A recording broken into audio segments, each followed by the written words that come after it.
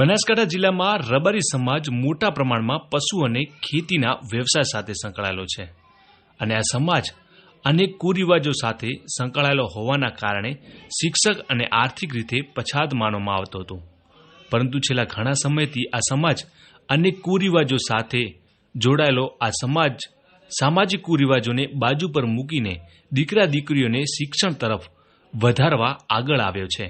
અને વર્ષોથી શિક્ષણ સંકુલ બનાવવાની રાહ જોયેલા આ સમાજે શિક્ષણ રથ થકી દાન એકત્રિત કરી શિક્ષણ સંકુલ બનાવવા માટે ભૂમિપૂજન કરી અન્ય સમાજોને નવો રાહ ચીંધ્યો છે.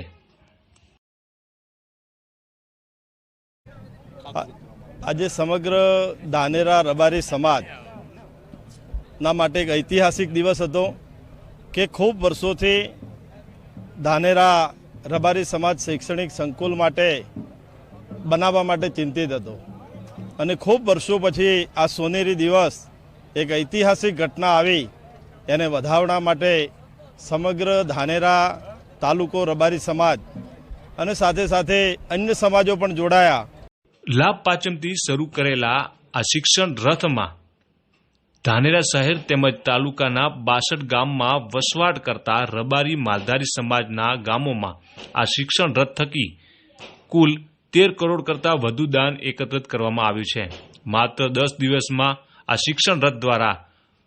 13 કરોડનું દાન એકત્રિત કરાયું છે. અને લાભ પોચમથી ચાલુ કરેલી અમારી શિક્ષણ યાત્રા એક ગામડે એક ઘરે ઘરે ફરી અને લગભગ 70 ગામોથી ફરી 13 કરોડ કરતાં પણ વધારે ફાળાની રકમ દાતાઓએ લખાઈ અને સાથે સાથે સર્વ સમાજે લખાઈ અને આજે એનું સમાપન વિધિ અને ખાતમુહૂર્ત ભૂમિપૂજન પણ રાખ્યું હતું. ત્યારે સમગ્ર પંથકમાંથી ખૂબ મોટી સંખ્યાની અંદર રબારી સમાજ ઉમટ્યો અને હું બધાને અભિનંદન આપું છું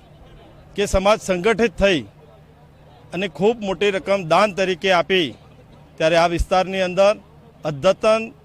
શૈક્ષણિક સંકુલ બને અને સમાજનો સર્વાંગી વિકાસ થાય એ પ્રકારનું કામ આજે સાધુ સંતો મહંતો અને તમામ સામાજિક આગેવાનો તાલુકો જિલ્લો અને સમગ્ર પ્રદેશમાંથી આવી અને ચાલુ રથયાત્રા દરમિયાન પણ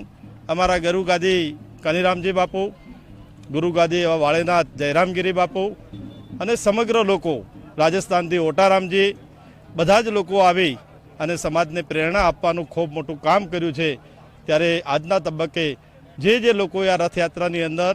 સમય આપ્યો, દાતા તરીકે જોડાયા, એ બધા લોકોનો હું ખૂબ ખૂબ આભાર માનું છું અને અભિનંદન પણ સમગ્ર ધાનેરા રબારી સમાજ વતી આપું છું.